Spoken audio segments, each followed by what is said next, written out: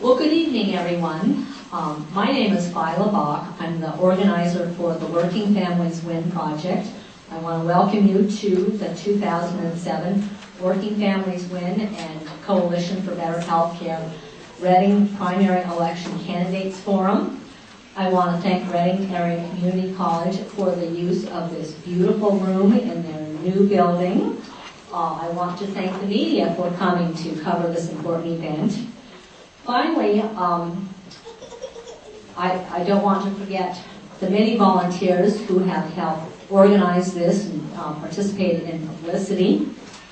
And I want to thank all of you for coming, giving your evening. It's a beautiful spring evening, although a little cool, coming out here to participate in democracy in Reading. And last but not least, I want to thank all the candidates for attending. We invited the candidates in contested races in the 2007 primary election for Reading Mayor and Reading City Council. If candidates were not contested, did not have contested races in the primary election, we did not include them. As you can see, we have 10 candidates. We will have a full program. And candidates who are not on the primary ballot also were not included. This is about the 2007 municipal primary election that will be on May 15th, and I'm counting on all of you to go and vote and make sure your family and friends vote as well. So, before we introduce the candidates, I want to tell you why this forum is being held. We're doing this to educate voters and the candidates about our priority economic issues. Much attention is given in Reading to the issues of crime, codes, and litter. And of course, these things are very much on people's minds, and there's plenty of attention to those issues. Working Families Win considers these issues the effects of the problem of income loss. It wasn't that long ago that Reading was prosperous and safe and clean, but Reading has lost many thousands of good-paying manufacturing and other kinds of jobs because of a federal trade policy that encourages companies to send jobs overseas. Our trade policy is driving immigration. On account of the North American Free Trade Agreement, nearly 1.5 million Mexican farmers have lost their livelihoods, and manufacturing wages in Mexico have declined over 20%. At the same time, the price of imported corn has skyrocketed in Mexico. So, no wonder people are coming to America to survive. The U.S. trade deficit is unsustainable. This year, it reached another record at nearly $800 billion with a cumulative trade debt of $7 trillion. We need local leaders to join in supporting a new sustainable model for trade that protects workers. There are other steps that local officials can take for economic development that hopefully avoids pitfalls such as that illustrated by the Philadelphia shipyard.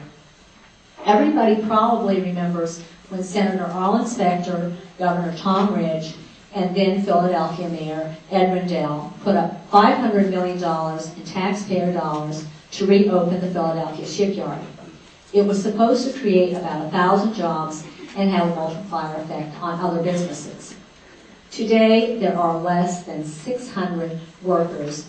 Many of them are shipped in from southern states, and the work consists solely of assembling prefabricated modules that are made in Korea. This is an incredible illustration of the need for a new trade policy and how it undermines efforts of municipal leaders to create jobs and build economies in their communities. In regard to health care, St. Joseph's Hospital moved out of the city. They asked the city to provide some expensive infrastructure, which didn't happen.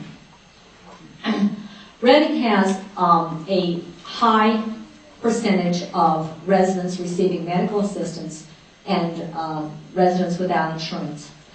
Uninsured patients overload emergency rooms and can wait several months to get doctor's appointments. Working Families Win and the Coalition for Better Healthcare supports single-payer healthcare.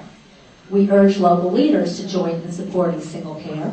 It would reduce the cost of healthcare for local government employees.